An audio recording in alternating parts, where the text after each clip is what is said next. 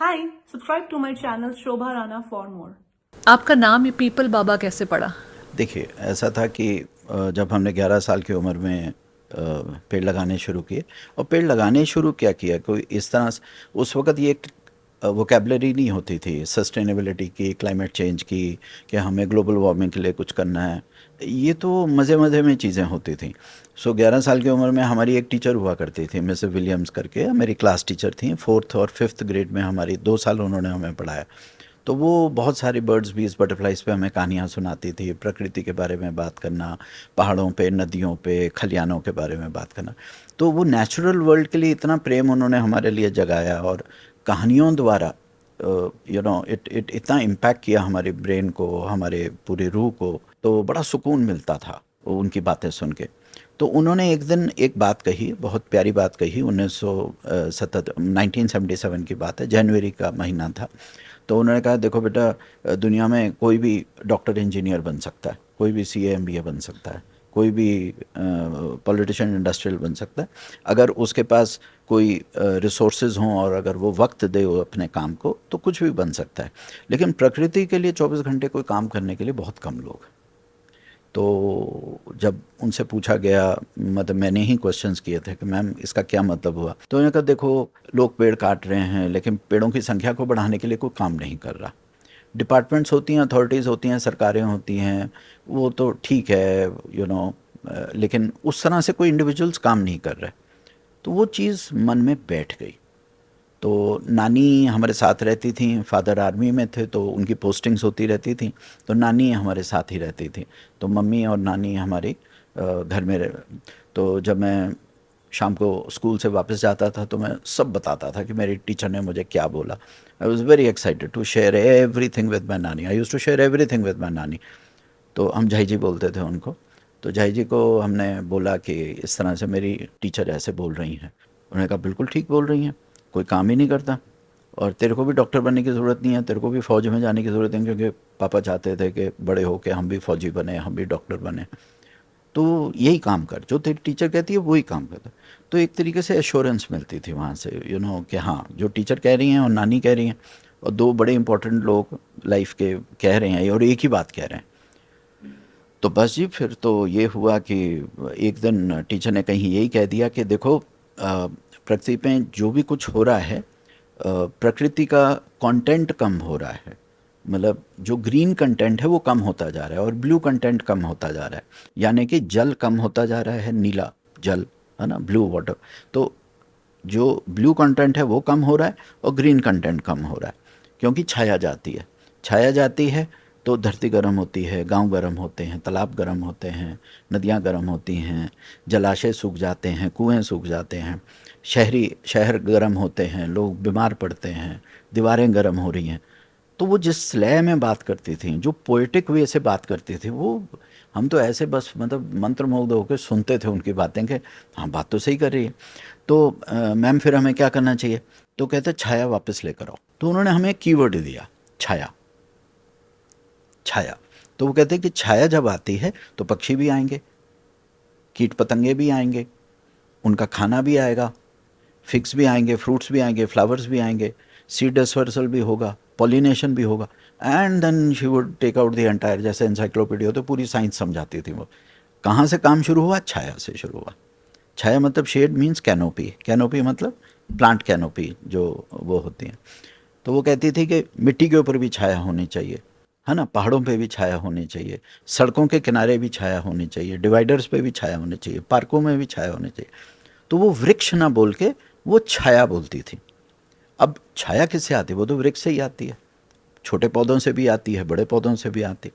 तो वो जो बायोडाइवर्सिटी की बात करती थी, हैबिटेट की बात करती थी, बर्ड्स के हैबिटेट की बात करती थी, कहते अपना ही घोंसला बनाते रहोगे, अपने ही अपार्टमेंट, अपने ही बंगलो बनाते रहोगे, चिड़िया का घोंसला कौन बनाएगा? जो उसका नेचुरल है वो तो तुम लोग काटते जा रहे हो। सारी सरकारें उसको काटती जा रही हैं, लोग उसे काटते जा रहे हैं और अपने घर बनाई जा रहे हैं, तो चिड़िया कहाँ जाएंगी?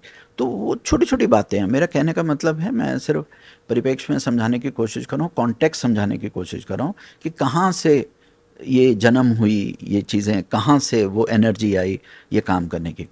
तो एक दिन उन्होंने ये कहा कि देखो बेटा, वृक्षों की संख्या को बढ़ाओ, वृक्षों की संख्या को बढ़ाओ, इस तरह से छाया की संख्या बढ़ेगी। वृक्षों की संख्या बढ़ाओ, चलो एक यूनिट समझ आ गई है ना, कि इस यूनिट के ऊपर काम करना है। तो नानी को आके पूछा हमने कि भाई वृक्षों की संख्या को कैसे बढ़ाते हैं? कहते कुछ नहीं है, एक खुरपी है, मैं तुम्हें दे दूंगी। और अच्छा, वो बड़ी खेती बाड़ी वगैरह करते थे। हम पापा का बहुत बड़ा, हमारा रेंज हिल्स रोड करके किरकी कंटोनमेंट में उस वक्त हम रहते थे। पापा मिलिट्री हॉस्पिटल में पोस्टेड थे। हमारा बहुत बड़ा बंगलो था, 5 एकर्स का, ब्रिटिश बंगलो जैसे पुराने होते हैं, अंग्रेज़ों के बंगलो कैंटोनमेंट में जैसे होते हैं। तो ज़मीन ही ज़मीन थी। तो उन्होंने कहा चल मैं तेरे को नर्सरी बनानी सिखाती हूँ, मटर उगाने सिखाती हूँ, गाजर मूली ये वो।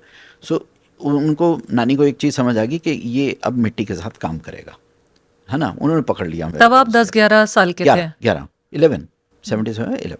तो उन्होंने खुरपी दी हमें और उन्होंने कहा कि इस तरह से खड्डे खोदते हैं, इस तरह से खाद बनती है, इस तरह से कंपोस्टिंग होती है, जो भी बेसिक्स होती हैं उन्होंने फटाफट बताया हमें। उसी दिन हम जाके नर्सरी से 9 पौधे लेकर आए। 26 जनवरी 1977 वॉज द तारीख थी, वो डेट थी। और 9 पौधे हमने लाके, उसमें 2 पीपल थे, 2 बड़ थे, और 2 नीम थे, 2 जामुन थे, एक शायद कचनार था, हाँ कचनारी था। तो वो हमने उसी सड़क पे जहाँ हम रहते थे वहीं लगाए। आज भी 46 साल बाद वो 9 के 9 पौधे जो हैं आज वहाँ खड़े हैं, 9 के 9 पौधे खड़े हैं। सो जो पहले दिन काम किया था वो आज भी है वहाँ पे। और पहला मेरे को, पहले तो ये भी नहीं पता था लगा क्या रहे हैं। तो हमने सोचा हमने पीपल लगाया, लेकिन लगाया बड़ था। तो सबसे पहला मेरा हाथ से जो पौधा लगा था वो बड़ का बैनियन ट्री था। आज बहुत बड़ा वृक्ष है वो, रेंज हिल्स रोड पे आज भी है वो वहाँ पे। एनीवे, तो जैसे जैसे डेली फिर कुछ पौधे खरीद के लाते थे, सैपलिंग्स खरीद के लाते थे नर्सरी से। और क्या, ये खरीदने वाला काम तो बड़ा गड़बड़ था, क्योंकि उसमें तो पैसे जा रहे थे और उस वक्त पॉकेट मनी होती नहीं थी, मम्मी उतने पैसे देते नहीं थे, नानी के पास भी कम पैसे होते थे। तो उन्होंने कहा कि कहाँ बेटा, कहाँ तुम जाके नर्सरियों से खरीदोगे, हम अपनी खेती करते हैं इसकी, सैपलिंग्स की, हम अपनी नर्सरी बनाएंगे। अब इमीडिएट क्या था, तो उन्होंने कहा अच्छा, फिर 2 चीज़ें हुई। एक तो वो कि जो सैपलिंग फ्री में मिले, दूसरी चीज़ ये थी वो वाला पौधा चुनो जो दुनिया में कोई और ना लगा रहा हो। तो जब थोड़ा सा 2-3 दिन इधर उधर पता किया, नर्सरी वाले से भी पता किया, मालियों से पता किया, वहाँ आसपास बात करी, तो कहते पीपल का एक ऐसा वृक्ष है जो कोई लगाता नहीं है। क्यों? उस पर भूत रहता है, हाँ, उस पे चुड़ैल है, हमारी उसमें कहानियां जो यक्ष बचपन से हैं, हमने सुनी है वो ना? ऐसी हैं कि बचपन पीपल के से पास हुआ। मत जाओ, पीपल हाँ, के पास चक्कर नहीं काटना चाहिए, काटना नहीं चाहिए, उस पे धागा बंधा हो तो ये हो जाता ये है, हो जाएगा, वो हो जाएगा। तो अच्छा, माइंड में बड़ा वो रहा कि क्यों नहीं लगाते। फिर उसके बारे में 2-3 बार बैठ के नानी की गोदी में समझा इस चीज़ को। तो कहते लोग डरते हैं बेटा, पीपल तो बहुत प्यारा होता है। तो बात करते करते बस यूं हुआ कि तो नानी फिर मैं तो पीपल ही लगाऊंगा। जब कोई लगा ही नहीं रहा तो वो लगाए ना जो कोई और नहीं लगाता। तो ऐसे बात हुई और बस आप ये समझो कि नेक्स्ट डे से नानी ने क्या किया, नानी मुझे ले गई जैसे बाहर घुमाने के लिए हाथ पकड़ के, और वहाँ पर दीवारों में जैसे हैं, नाली में, कहीं पर भी छोटे छोटे पीपल उग रहे थे, पिलखन है, गूलर है। हमारे मुख्यतः भारतवर्ष में 4 फाइकस स्पीशीज़ होती हैं, पीपल, गूलर, पिलखन और बड़, ये 4 होते हैं, है ना। तो ये चारों दीवारों में उगते हैं। और जो ह्यूमन जो बर्ड्स एक्सक्रीटा होता है वो ड्रॉपिंग्स होती है, उसमें से वो बीज बन जाते हैं और वो ग्रोथ होती है। तो उसकी टैप रूट कैसे निकालनी है, तो वो एक आर्ट था। वो it took me some time to actually extract the plant in a right way, क्योंकि अगर उसकी जड़ टूट जाती है वो मर जाएगा। तो जड़ कैसे निकालेंगे, फिर उसको पन्नी में कैसे डालना है, उसको खाद मिट्टी का, फिर उसका पोषण कैसे करना है, उसमें पानी कितना डालना है, कितने, उसको 3 महीने 4 महीने तक उसको लगा के रखना है। एंड देन इट्स फिर अपनी तैयारी हो गई, अपनी ही नर्सरी तैयारी हो गई, फिर खुल के लगाया। फिर वहाँ पुणे के पास में, तो पीपल बाबा कैसे बने, वो उसका आंसर ये है कि जब मैंने इतना फोकस्ड वे से पीपल के ऊपर काम करना शुरू किया तो लोगों ने मुझे चढ़ाना शुरू कर दिया। एक्चुअली नानी पीपल बाबा किसको बोलती थी, पीपल वृक्ष को बोलती थी। तो वो कहती थी ये महाराज वृक्ष है, ये राजा वृक्ष है, ये प्रधान वृक्ष है। बॉटनी में इसको कीस्टोन स्पीसीज बोलते हैं, जिसके कारण दूसरे स्पीसीज नरिश होती हैं, कीस्टोन स्पीशीज बॉटनी में बोलते हैं। तो वो कहती थी ये पीपल महाराज है, तो पीपल पेड़ नहीं बोलती थी वो कभी। तो वो कहती थी अरे पीपल बाबा के नीचे मत खड़े हो, ऊपर पक्षी बहुत होते हैं, ड्रॉपिंग गिर जाएंगे, आप पीपल महाराज, पीपल ऐसे, मतलब जो एड्रेस होता था वो इतने रिस्पेक्ट से होता था एक पेड़ के लिए। तो जब हमने ऐसे किया, और मेरे साथ जितने मेरे दोस्त वगैरह, जो हमारी साइकिलिंग टीम थी, फुटबॉल टीम थी, उस वक्त स्कूल में जब पढ़ते थे, तो वो लोग मेरे साथ आया करते थे और पानी डालते थे और खाद वाद डालना, क्योंकि पौधा लगाना, पीपल स्पेशली लगाना बहुत आसान है, आप खड्डा खोदिए और उसको प्लेस कर दीजिए। लेकिन पीपल का जो पत्ता होता है वो हर गाय भैंस बकरी खाती है, तो उसको प्रोटेक्ट करना वो बहुत बड़ा चैलेंज था। फिर बोरी बांधते थे, कभी कट्टा बांधते थे, कभी कटीली तार बांधते थे, कभी कटीला पौधा डालते थे उसके ऊपर, मतलब काट के बबूल के उसको बाड़ बनाना। So it was a complete process. तो पहले हम तो सोचते थे अरे क्या है, एक पौधा ही तो लगाना है, लेकिन जान निकल गई। 2 साल 3 साल 4 साल तक उसको जिंदा रखना पौधे को, it was a huge task.